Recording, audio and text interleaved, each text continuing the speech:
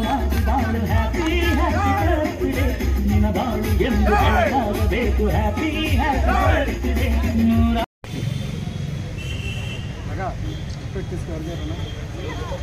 ಕುರುಗಲ್ ಪಟ್ಟಣ ಪಂಚಾಯಿತಿ ಮುಖ್ಯಾಧಿಕಾರಿಗಳಂತ ವೆಂಕಟೇಶ್ ಅವರು ಹಾಗೂ ವೇದಿಕೆಯ ಮೇಲಿನ ಗಣ್ಯರು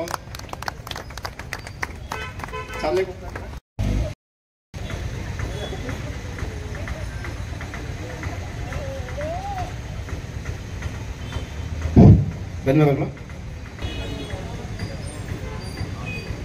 ಪಟ್ಟಣ ಪಂಚಾಯಿತಿ ವ್ಯಾಪ್ತಿಯ ಎಲ್ಲ ಸಾರ್ವಜನಿಕ ಬಂಧುಗಳೇ ಹಾಗೂ ಎಲ್ಲ ನನ್ನ ನೆಚ್ಚಿನ ಪೌರ ಕಾರ್ಮಿಕ ಬಂಧುಗಳೇ, ಈ ದಿನ ಸಾಹಸ ಸಿಂಹ ವಿಷ್ಣುವರ್ಧನ್ ಪದ್ಮಭೂಷಣ ಡಾಕ್ಟರ್ ವಿಷ್ಣುವರ್ಧನ್ ಅವರ ಜನ್ಮ ದಿನಾಚರಣೆ ಕಾರ್ಯಕ್ರಮದ ಅಂಗವಾಗಿ ಈ ವಿಷ್ಣುವರ್ಧನ್ ಕಲಾಭಿಮಾನಿಗಳ ಏನು ಕಲಾ ರಸಿಕರಿದ್ದಾರೆ ಆ ಕಲಾಭಿಮಾನಿಗಳ ಒಂದು ಏನು ತಂಡ ಇದೆ, ಅಧ್ಯಕ್ಷರಾದಿಯಾಗಿ ಅವರ ಎಲ್ಲ ತಂಡಕ್ಕೆ ನಾನು ಹೃದಯಪೂರ್ವಕ ಧನ್ಯವಾದವನ್ನು ತಿಳಿಸ್ತೇನೆ. ಅದೇ ರೀತಿಯಾಗಿ ಕನ್ನಡ ಹಿತರಕ್ಷಣಾ ವೇದಿಕೆಯ ಬಾಬಣ್ಣ ಅವರಿಗೂ ಕೂಡ ಹೃದಯಪೂರ್ವಕ ಧನ್ಯವಾದಗಳು ತಿಳಿಸ್ತೇನೆ. ಮುಖ್ಯವಾಗಿ ಈ ಕಾರ್ಯಕ್ರಮಕ್ಕೆ ನನ್ನೊಟ್ಟಿಗೆ ನೂತನವಾಗಿ ಆಯ್ಕೆಯಾಗಿರ್ತಕ್ಕಂಥ ನಮ್ಮ ಸದಸ್ಯರು, ಕುರುಗಲ್ನ 9ನೇ ವಾರ್ಡಿನ ಸದಸ್ಯರಾಗಿ ಈ ಕಾರ್ಯಕ್ರಮದಲ್ಲಿ ನನ್ನೊಟ್ಟಿಗೆ ಭಾಗಿಯಾಗಿರ್ತಕ್ಕಂಥ ಶ್ರೀಯುತ ರಮೇಶ್ ಶರಣ ಅವರಿಗೂ ಸಹ ನಾನು ಹೃದಯಪೂರ್ವಕ ಧನ್ಯವಾದಗಳು. ಹಾಗೆ ಇಲ್ಲಿ ನಡೆದಿರ್ತಕ್ಕಂಥ ಎಲ್ಲರಿಗೂ ಕೂಡ ಅನಂತ ಧನ್ಯವಾದಗಳು ತಿಳಿಸುತ್ತಾ, ಇವತ್ತೇನು ಡಾಕ್ಟರ್ ವಿಷ್ಣುವರ್ಧನ್ ಅವರು ಸತ್ತು ಸುಮಾರು ವರ್ಷಗಳು ಸತ್ತು ಅವರ ಸ್ವರ್ಗದಲ್ಲಿದ್ದಾರೆ. ಅಷ್ಟು ಒಂದು ವರ್ಷಗಳಾದರೂ ಕೂಡ ಅವರದ ಒಂದು ಜನ್ಮ ದಿನಾಚರಣೆಯಲ್ಲಿ ನಾವು ಭಾಗಿಯಾಗಿದ್ದೇವೆ ಅಂತಂದ್ರೆ ನಮ್ಮೆಲ್ಲರ ಪುಣ್ಯ. ಕರ್ನಾಟಕವನ್ನ ಅವರ ಒಂದು ಚಿತ್ರರಂಗದಲ್ಲಿ ಅವರದೇ ಆದಂತಹ ವಿಭಿನ್ನ ಪಾತ್ರಗಳಲ್ಲಿ ಯಾವುದೇ ಪಾತ್ರವನ್ನು ಬಿಡದೆ ಅವರದೇ ಆದಂತಹ ವಿಭಿನ್ನ ಪಾತ್ರಗಳಲ್ಲಿ ಕರ್ನಾಟಕದ ಎಲ್ಲ ಕನ್ನಡ ಸಿನಿ ರಸಿಕರನ್ನ ಅವರು ಮೆರೆಸಿದ್ದಾರೆ. ಅವರನ್ನ ಆ ಸಿನಿ ರಂಗದಲ್ಲಿ ಕರೆದುಕೊಂಡು ಹೋಗಿದ್ದಾರೆ. ಅವರದ್ದು ಕಾಂಟ್ರಿಬ್ಯೂಷನ್ ಎಷ್ಟು ಹೇಳಿದ್ರು ಕನ್ನಡಕ್ಕೆ ಅವರದ್ದು ಕಾಂಟ್ರಿಬ್ಯೂಷನ್ ಎಷ್ಟು ಹೇಳಿದ್ರು ಸಾಧ್ಯ ಇಲ್ಲ, ಎಷ್ಟು ಹೇಳಿದ್ರು ಸಾಲದು. ಆ ರೀತಿಯಾಗಿ ಕನ್ನಡಕ್ಕೆ ತನ್ನದೇ ಆದಂತ ಮೆರುಗನ್ನ ಕೊಟ್ಟಿದ್ದಾರೆ. ಈ ಕನ್ನಡ ನಾಡಿಗೆ ತನ್ನದೇ ಆದಂತ ಛಾಪನ್ನ ಮೂಡಿಸಿದ್ದಾರೆ. ಅವರು ಬರೀ ಸಿನಿಮಾ ನಟರಾಗೇ ಉಳಿದಿಲ್ಲ, ಅವರ ಹಲವಾರು ಸಾಮಾಜಿಕ ಕಾರ್ಯಕ್ರಮಗಳಲ್ಲಿ, ಧಾರ್ಮಿಕ ಕ್ಷೇತ್ರಗಳಲ್ಲಿ ಅವರು ತನ್ನನ್ನು ತಾನು ತೊಡಗಿಸುವುದರ ಮೂಲಕ ಮತ್ತೆ ಅವರ ಧರ್ಮ ಪತ್ನಿಯಾದ ಶ್ರೀಮತಿ ಭಾರತಿ ಅವರನ್ನು ಕೂಡ ನಾವು ಇವತ್ತು ನೆನೆಯಬೇಕು.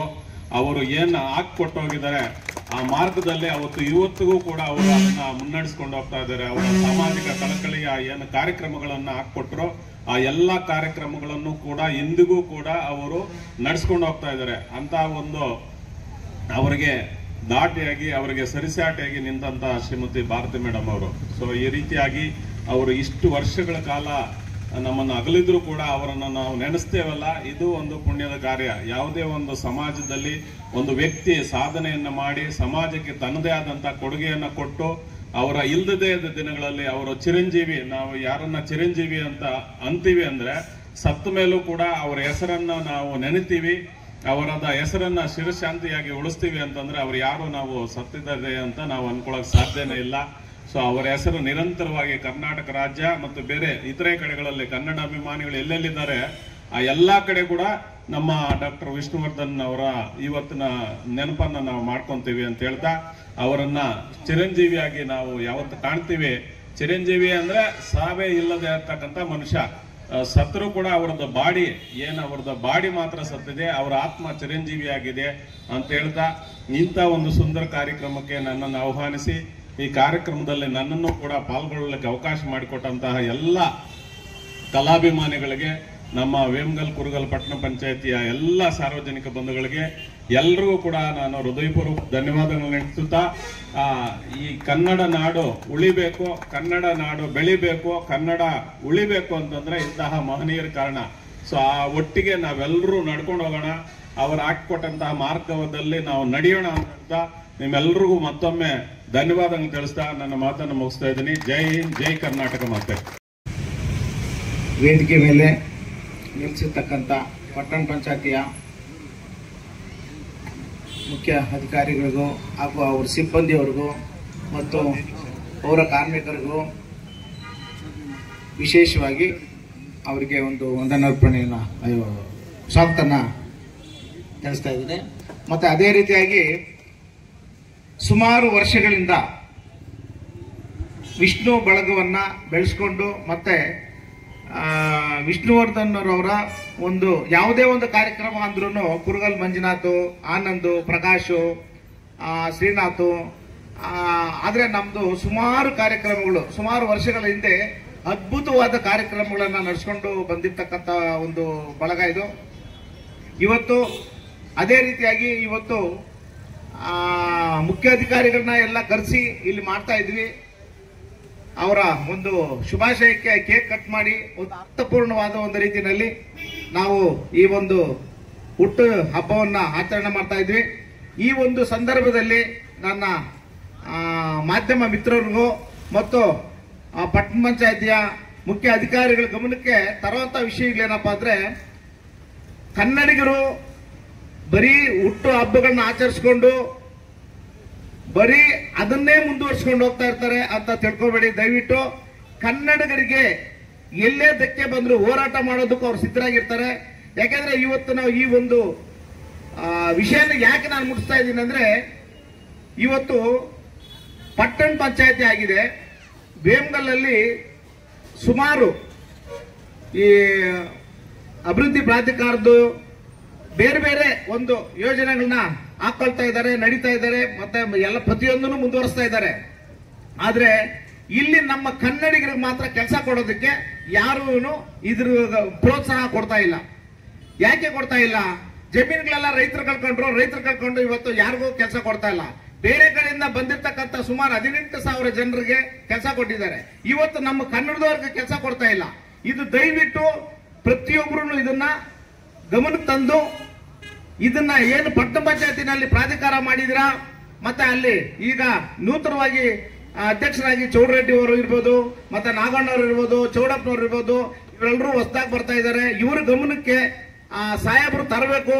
ತಂದು ಇದನ್ನ ನಮ್ಮ ಕನ್ನಡಿಗರಿಗೆ ಮತ್ತೆ ನಮ್ಮ ಏನು ಈ ಒಂದು ಸುತ್ತಮುತ್ತಲ ಇರ್ತಕ್ಕಂಥ ಕನ್ನಡಿಗರಾಗಿರ್ಬೋದು, ಇಲ್ಲ ಕರ್ನಾಟಕದಲ್ಲಿ ಇರ್ತಕ್ಕಂಥವ್ರಿಗೆ ವಿಶೇಷವಾಗಿ ಸ್ಥಾನಮಾನ ಕೊಡಬೇಕು ಅನ್ನೋದನ್ನ ಈ ಸಂದರ್ಭದಲ್ಲಿ ಹೇಳೋದಕ್ಕೆ ನಾನು ಇಷ್ಟಪಡ್ತಾ ಇದ್ದೀನಿ. ದಯವಿಟ್ಟು ಇದನ್ನ ತುಂಬಾನೇ ಒಂದು ಮುಖ್ಯವಾಗಿ ಇದನ್ನ ತಮ್ಮ ಗಮನಕ್ಕೆ ತಗೋಬೇಕು ಅನ್ನೋದನ್ನ ನನ್ನ ಒಂದು ಆಸೆ. ಯಾಕಂದ್ರೆ ಈಗಾಗಲೇ ಸುಮಾರು ಬೇರೆ ಕಡೆಯಿಂದ ಬಂದಿರ್ತಕ್ಕಂಥವ್ರಿಗೆ ಕೆಲಸ ಯಾವುದೇ ರೀತಿ ಅವ್ರಿಗೆ ಯಾವುದೇ ಅಡ್ಡಿ ಇಲ್ಲದೆ ಕೆಲಸ ಕೊಡ್ತಾ ಇದ್ದಾರೆ. ಇವತ್ತು ನಮ್ಮ ಕನ್ನಡದವ್ರಿಗೆ ಮಾತ್ರ ಕೆಲಸ ಕೊಡ್ತಾ ಇಲ್ಲ. ಈಗ ಪಟ್ಟಣ ಪಂಚಾಯತಿ ಆಗ್ತಾ ಇರೋದು ಅದು ಸಂತೋಷ ಸುದ್ದಿನೇ. ಆದ್ರೂ ಆ ಸುದ್ದಿನಲ್ಲಿ ನಮ್ಮ ಕನ್ನಡಿಗರಿಗೆ ದಯವಿಟ್ಟು ಒಂದು ವಿಶೇಷವಾಗಿ ಸ್ಥಾನಮಾನ ದೊರಕಿಸ್ಕೊಡ್ಬೇಕು ಅನ್ನೋದು ಈ ಸಂದರ್ಭದಲ್ಲಿ ಪಟ್ಟಣ ಪಂಚಾಯತಿಯ ಮುಖ್ಯ ಅಧಿಕಾರಿಗಳಿಗೆ ಅವರ ಗಮನಕ್ಕೆ ಪ್ರತ್ಯೇಕವಾಗಿ ತರ್ತಾ ಇದ್ದೀನಿ. ದಯವಿಟ್ಟು ಇದನ್ನ ಇವತ್ತಿನಿಂದ ತಮ್ಮ ಮನದಲ್ಲಿಟ್ಕೊಂಡು ಮತ್ತೆ ಕನ್ನಡ ಬೋರ್ಡ್ಗಳ ಬಗ್ಗೆ ಇರ್ಬೋದು, ಎಲ್ಲಾ ರೀತಿಯಲ್ಲಿ ಕನ್ನಡಿಗರಿಗೆ ವಿಶೇಷವಾದ ಒಂದು ಸೌಲಭ್ಯ, ವಿಶೇಷವಾದ ಒಂದು ಸ್ಥಾನಮಾನ ತಮ್ಮ ಮುಖಾಂತರ ದೊರಕಲಿ ಅನ್ನೋದೇ ನಮ್ಮ ಆಶಯ.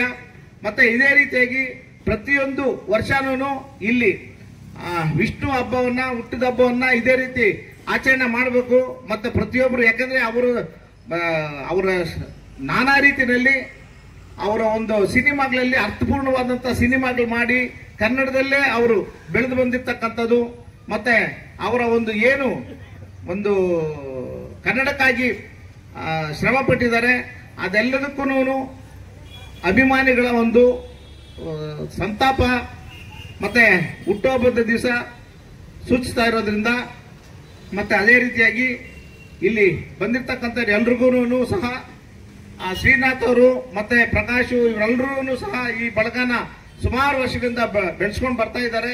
ಅದೇ ರೀತಿ ಮುಂದಿನ ಒಂದು ಪೀಳಿಗೆಯಲ್ಲಿ ಇದೇ ರೀತಿ ಮುಂದುವರಿಯಲಿ ಅಂತ ಆಶಿಸ್ತಾ ಎಲ್ರಿಗೂ ಈ ಒಂದು ಸಂದರ್ಭದಲ್ಲಿ ನನ್ನ ಒಂದು ವಂದನೆಗಳನ್ನು ತಿಳಿಸ್ತಾ ಇದ್ದೀನಿ.